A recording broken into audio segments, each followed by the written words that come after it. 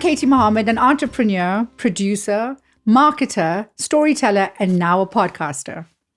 And I'm Lynn Forbes, inspirational speaker and a rebel with a cause. And this is Outspoken Owls. So first impressions, we have to let the audience get to know about us. They say it takes about 30 seconds to 2 minutes to create a first impression. So we have just under a minute to create a first impression to our audience. So Lynn, tell us about yourself. Katie, that's very hard to do. But from me, you can expect challenging social and cultural norms and making my own rules as we go along the way. I want to be remembered as someone who's inspirational, who brought about change, made a positive impact on society, and who left behind a legacy for future generations to learn from and grow. In a nutshell. Well, that it was under a minute. Well done. Well, I've always had a desire and a need to learn. And I think that's what I am an entrepreneur. So for me, it's always about I want to be motivated. I want to motivate. I want to inspire. I want to be inspired. Yeah. I want to have great intention. I want to create impact. I want to create legacies. And I am very proactive and solution driven. And that's something that I've realized as I got older. I have a great ability to create networks and relationships, professional relationships. I am grateful. I am responsible. I am making a difference and I want to retire early. My greatest fears are always about failure, rejection, uncertainty, and a loss of freedom. I am confident that I've come from queens, conquerors, and warriors because I believe that being said, I have, I know and I believe that I'm going to create an impact in society. Talking about fears, I think my biggest fear is probably not reaching and achieving everything I've set out to do. And I'll leave it at that for now. So you and I had this conversation over, the past couple of months where we have such great banter as mature older women. And we have some really great content that we often spoke about. And we decided that we were going to do a podcast. In your words, what do you think inspired us to do this podcast? We were always talking anyway, Katie. We had teas and coffees and lunches. We just needed a mic. And all we didn't have was a mic. I mean, that was the only thing missing. We had stories to share, experiences to share. It was happening anyway. So here we are. For me, it has been a journey of transition and transformation. And I always believe that Brené Brown once said this, when we deny our stories, they define us. When we own our stories, we get to write a brave new ending. And that for me was why I think that we needed to do a podcast. Yeah. And why we think that we needed this content to share our experiences, to share our ideas, and to inspire an audience with as much humor and entertainment, but also through experience and storytelling. Absolutely. Because we're going to do it boldly. Hoot hoot!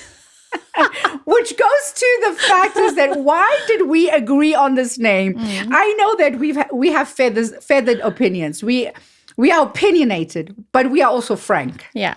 Very, very honest, very forthright. We have wisdom. We are owlish. We have experience. We have insightful communication. Hence, Outspoken Owls was so apt for all the characteristics of owls. So which owl do you think I am?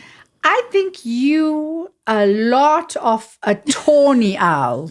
Because of my coloring?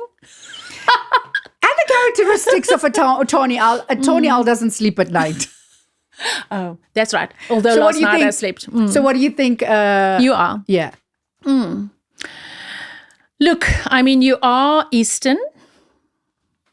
So I would go with, and that voice of yours that can become very kind of, I would say you are the Eastern screech owl, my friend. So menopause did not help me with my deep husky voice.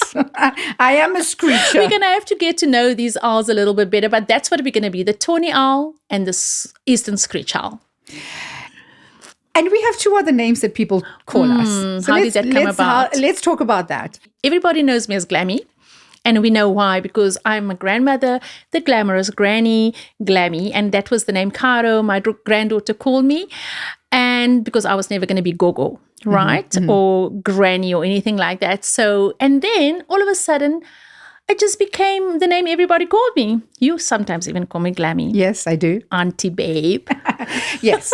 And I think, yeah, a lot of the youngsters call me Auntie Babe, and a lot of young female youngsters call me Auntie Babe, purely from the fact is that I was annoyed at a young guy that DM'd me and called me Babe, and I said, well, respect Auntie Babe to me. And it's become such a cute thing. I actually respond to Auntie Babe. You respond to Now, Glammy. when you phone me, I say, hi, Auntie Babe. I know. So it's really again about first impressions, and I think the first impressions of us is people do think of us separately to what we think about ourselves, and that is also okay. That's fine.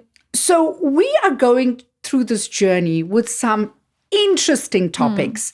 We're going to have an exceptional schedule planned for us. I know that we're going to talk about things that have affected us. We're going to talk about ageism. We're going to talk about being in our prime. Sometimes I think prime means going to a butcher shop and asking for a prime cut. What else do you think we should be talking about? I think we should be talking about, there's this big one. I always tell you I want to talk about social media, because we've really reinvented ourselves in terms of our presence on social media. And that's a good topic to take forward. But I think that's good. We should phrase it as the role of older people on social media. And then, sexuality, we definitely have to go there. Well, not only that, I think we're going to talk about intimacy more than anything. And of course, the dreaded menopause. We're going to talk about things like beyond wrinkles. I think we all need help on that one. What does anti-aging mean to us? Crow's feet. How bodies change due to our metabolism. Very important thing that we probably will delve a little into is how health has become an uphill battle for us. Absolutely. Life after 40 and 50. We're going to talk about are we going to talk about our sexual conquests, are we? Oh, yes. Conquests? Really? Okay, can we reframe not that? Just experiences or endeavors. You want to go with conquests? Okay, we can go there. Okay, I meant dating. What does that look like? After 50. at a mature age. Why are we seen as irrelevant? Are we seen like we might have low libido, that we're not that important? So yes, we definitely will talk about and our dry bits and pieces after the age of 40 or 50. Those dry, which pieces are you talking about? The dry bits and pieces. Is it our hair? We won't talk about it now.